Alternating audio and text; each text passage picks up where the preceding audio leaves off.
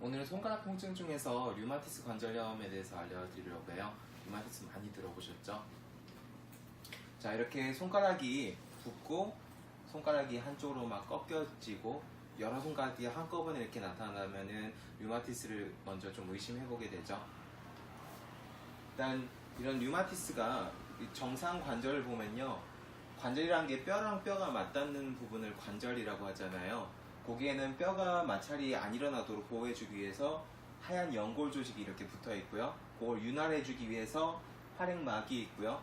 그리고 활액을 가두는 활액막이 있고요. 그 주변에 관절낭이라고 주머니가 있고 그 주변에 인대가 싸고 있고 근육이 싸고 있고 이런 식으로 구성이 되어 있어요. 근데 이 류마티스라는 건요, 이 인하를 해줘야 될 활액에 이유가 없이 염증이 생긴 거예요. 염증이 생기다 보니까 이 염증들이 막 연골이나 뼈를 좀 갉아먹으면서 그러면서 오는 게 류마티스 관절염입니다. 이제 처음에는 정상 관절이다가 이유도 없이 활액에 염증이 생기기 시작해요. 그러면서 점점 이런 식으로 갉아먹죠. 갉아먹다 보면은 얘들이 이제 좀 떡져가지고 어느 순간이 지나면 뼈끼리 합쳐져요. 그러면서 이렇게 원래 두 개이던 뼈가 하나로 합쳐지면은 변형도 일어나고 이제 아프기도 하고 막 그런 식으로 증상이 나오겠죠. 이런 식으로 증상이 되는 걸 류마티스 관절염이라고 합니다. 진행 단계가 처음에는 관절들이 조금 붓고 아픈 게 시작돼요. 근데 진행될수록 막 손가락이 틀어지기 시작하고요. 어디 부풀어 오르기도 하고 말기로 가면은 통증은 조금 덜해지지만은 많이 틀어지게 되죠. 확연히. 그래서 이렇게 진행되고 나면은 뼈가 하나로 합쳐진 거라 되돌릴 수가 없어요. 많이 이런 식으로 되기 전에 미리 예방을 해야 되겠죠. 주로 이제 여성분들한테 더 많다고 알려져 있고요. 남성분들에 비해서 여성분들한테 한 5배 가량 많다고 알려져 있어요. 연도별로 한 10% 정도씩 계속 좀 증가하고 있고요. 그리고 주로 생기는 연령대가 한 30대에서 50대 정도, 그 정도에서 많이 생긴다고 알려져 있습니다. 퇴행성 관절염은 연세가 드신 분들이 손을 많이 쓰면서 생기니까 50대 이후에 생기는 게 더 많은데요. 류마티스 같은 경우에는 뭐 빠르면 20대에 생기기도 하고 되게 젊은 연령에 시작된다는 그런 특징이 좀 있어요.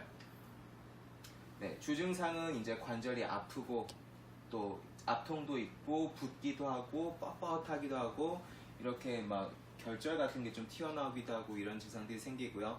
그리고 관절통 말고 좀 극심한 피로라든지 열감이라든지 이런 전신 증상이 동반되는 게 특징이에요. 그리고 합병증이 있어요. 류마티스가 이제 관절을 많이 써서 생기는 질환이 아니라 염증 자체가 생기는 질환이잖아요. 그 염증이 처음엔 관절에 생기지만은 번지는 거예요. 번지면서 이제 심장이라든지 뭐 콩팥이라든지 폐라든지 이런데 폐렴이나 심장막 쪽의 염증이라든지 이런 걸 일으키는 경우도 있고요. 그리고 좀 뭐 구강 건조증이나 안구 건조증 같은 약간 쇼그렌 증후군 비슷한 그런 자가 면역 질환들을 일으키는 경우도 있어요. 그래서 미리미리 대비를 하지 않으면요, 생각보다 위험한 질환일 수도 있습니다. 진단 기준은 이런데요. 일단은 류마티스 관절염이 의심되는 관절이 있으면 이런 거 점수를 매겨요. 첫 번째로 이 류마티스 관절이 의심되는 관절이 몇 개나 있는지 그거 세서 이제 점수로 매기고요. 그리고 두 번째로 이 류마티스는 자가 면역성 질환이라 항체 같은 게 같이 생기게 돼요. 몸에 자가항체가. 그래서 항 CCP 항체나 류마티스 인자를 혈액 검사를 좀 하게 되고요. 정상에 비해서 좀 높아져 있는데 3배 이하면은 2점을 주고 3배 이상 높아져 있으면 3점을 주고 이런 식으로 점수를 매기게 되고요. 이게 나온다고 해서 전부 다 류마티스인 건 아니에요. 그리고 거기에 ESR과 CRP는 우리 몸 전체에 염증이 어느 정도 발생했는지 보는 수치예요. 그래서 염증이 어느 정도 있는지 보고요. 증상 발생 기간이 어느 정도 되는지 이런 걸 종합해서 점수를 매겨가지고 6점 이상이 되면 이제 류마티스라고 진단을 하게 되고요. 6점보다 낮아지면은 아직 류마티스는 아니지만 미리 대비해야 될 단계구나 이렇게 판단을 하게 됩니다. 퇴행성 관절과 류마티스 관절이 좀 다른 게 이 정상 관절에서요. 퇴행성 관절 같은 경우에는 너무 많이 쓰다 보니까 연골이 점점 닳는 거예요. 연골이 닳다 보면 뼈끼리 마찰돼서 아프고 염증도 생기고 하겠죠. 그거를 퇴행성 관절염이라고 하고요. 류마티스는 처음에는 연골 이런 건 멀쩡해요. 멀쩡한데 활액에 염증이 생긴 거예요. 이 염증들이 연골들을 갉아먹으면서 생기는 게 류마티스입니다.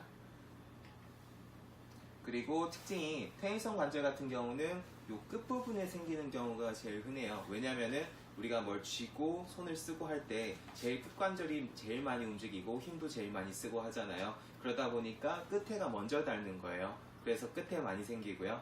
류마티스 같은 경우는 요 끝에보다는 오히려 손목이라든지 요쪽 관절이라든지 이런 중간 부위에 좀 잘 생기는 편입니다.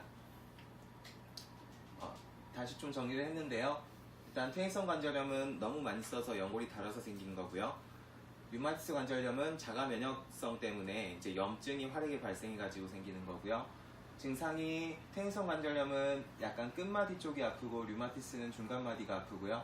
관절이 변형이 되는데 변형되고 나면 이제 안 돌아오는 건 둘 다 똑같은데요. 퇴행성 관절염 같은 경우는 아침에 좀 뻣뻣하다가 좀 움직이면 금방 괜찮아져요. 퇴행성 관절염 특징이 그래요. 근데 류마티스 관절염은 뻣뻣한 게 되게 오래 가요. 1시간 이상도 가게 되고요. 뭐 어떤 분들은 하루 종일 가기도 하고 그런 식으로 증상이 나오는 게 류마티스고요. 그리고 퇴행성 관절염은 전신 증상이 없어요. 열이 난다든지 몸살이 난다든지 뭐 피로감이 많이 발생한다든지 이런 전신 증상이 없는데요. 류마티스 같은 경우는 그런 전신 증상이 같이 나타나요. 그런 차이가 있습니다. 주의사항이 있어요. 일단 류마티스가 생기게 되면 요거는 자가 면역 질환이라는 건요. 면역 체계가 내 세포 말고 다른 안 좋은 것들만 공격해야 되는데 나까지 공격하는 질환이잖아요. 그러니까 그런 것들을 막기 위해서 이제 술이나 담배 이런 거 좀 피해줘야 되고요. 그리고 카페인도 별로 안 좋아요. 카페인들이 많이 먹게 되면 혈관을 얇게 만들어가지고 혈액순환을 좀 방해하는 경향이 있거든요. 그래서 그런 거 피해주시는 게 좋고요. 도움이 된다고 알려진 식품들은 뭐 불포화지방산이 많이 포함된 그런 식품들이 도움이 된다고 알려져 있는데요.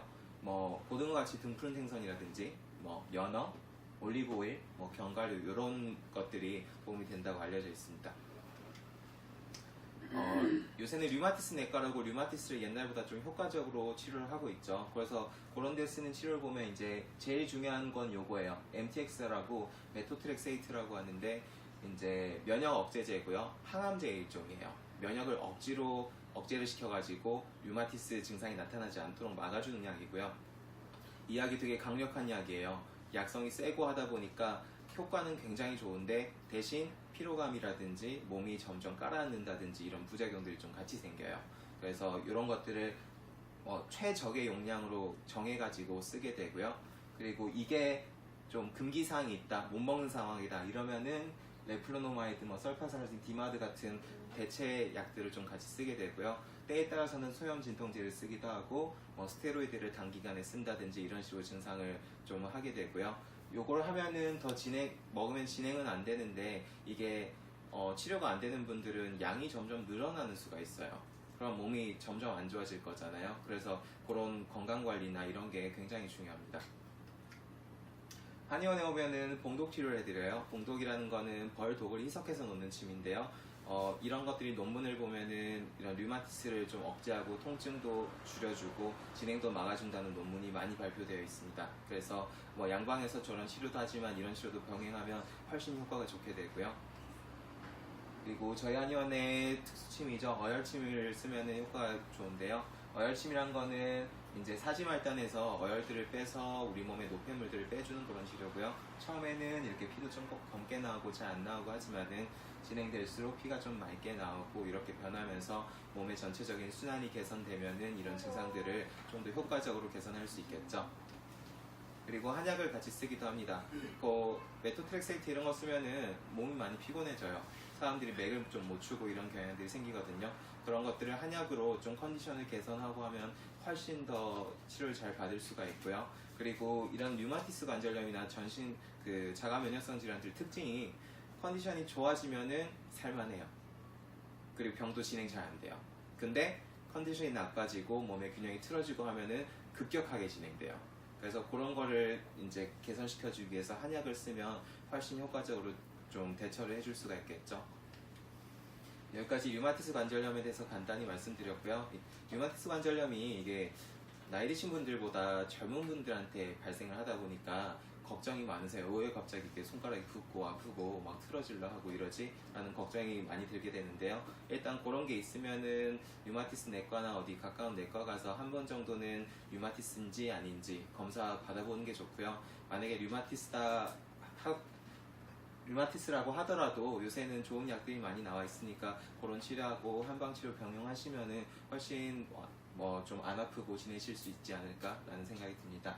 여기까지 강의 진행해드렸고요. 이런 정보들이 여러분들과 주변분들의 건강에 작은 보탬이 되었으면 좋겠습니다.